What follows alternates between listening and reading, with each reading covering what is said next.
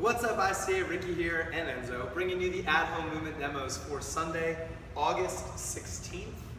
We are going to get started with your kettlebell or dumbbell and do a 21-15-9 of 3 different movements. The first of which will be a kettlebell or dumbbell deadlift, so we'll send those hips down and back, chest nice and tall, press through the heels and squeeze the butt at the top. From there, we'll go Russian swing, so we'll load those hips, get a violent hip extension and pop that implement up to the eyes.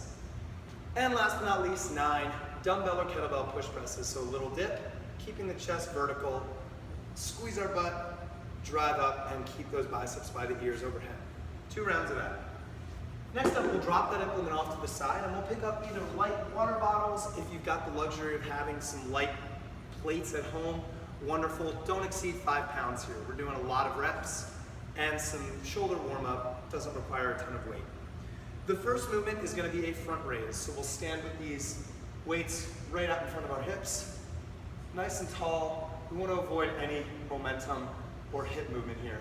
Just raising up to the front, raising up to about eye level. Next up, we'll bring those implements, those weights to the side for some lateral raises. Then we'll go to victory raises. So we'll start in the front, we'll raise up to that victory position, V at the top, back down. And last but not least, we'll hinge over with a straight low back. Weights are out in front. We'll pull down, make that W position with our arms. So my elbows come into my body, and then I extend up nice and big. There's our W. We'll drop one of the plates. We'll come down on the floor for some internal and external rotations. So left elbow into the left knee, right arm extended, right leg extended, We'll come down nice and slow and back up, just opening up the shoulder, feeling that full range of motion. That will take us to our workout of the day, which is 3 rounds of 1 minute on and 1 minute off of several different movements. The first of which is going to be an overhead squat. So if you've got a broomstick or PVC at home, wonderful. We'll take the wide grip on the PVC or broomstick, press up with an active shoulder, armpits are forward. We'll send those hips down and back and stand all the way up at the top. The goal here is to avoid that hard internal rotation where your shoulder starts going like this at the bottom. If that's the case, put some surface at the base of your squat so you know this is where I need to reach for before I start getting that internal rotation. So you'll press up on that bar, come to that full squat or that base, whatever it is, a chair, a box, whatever it may be, and then stand all the way up. 1 minute of that, followed by dumbbell and kettlebell, or kettlebell, hang muscle snatches. We'll start on the left and then we'll go to the right. A hang muscle snatch will start from that hang position in between the hip and the knee. So I'll load my hips. I'm gonna get that violent hip extension, but then as I extend my hips and get that shrug of the shoulder, all I'm thinking about is pulling underneath that implement and getting my elbow around without rebending any part of my lower body. So again, full speed. That's what we're going for. That quick, violent shrug of the shoulder and getting that elbow around fast. You're gonna do a minute on the left and then a minute on the right. 3 rounds, 1 minute on, 1 minute off.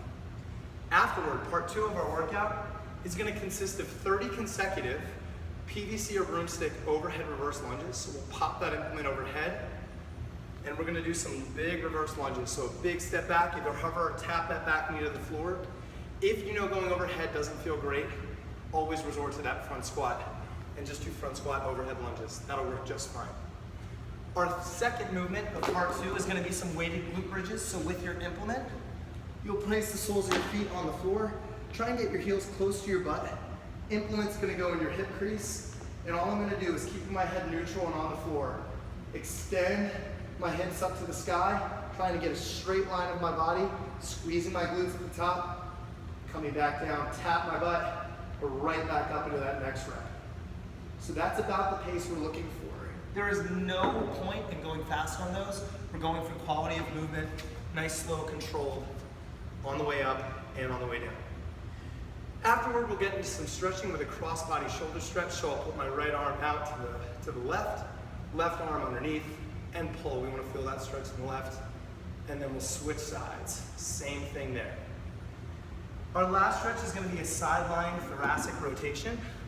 All that simply means is we're going to drape the knees to the left, arms extended out to a T to your side, and you'll look right. We'll switch over and look the opposite way. So whatever way your knees are falling, your head will look the opposite direction. That is our workout for Sunday, August 16th. Have fun, cannot wait to see some of these results. Have a good weekend.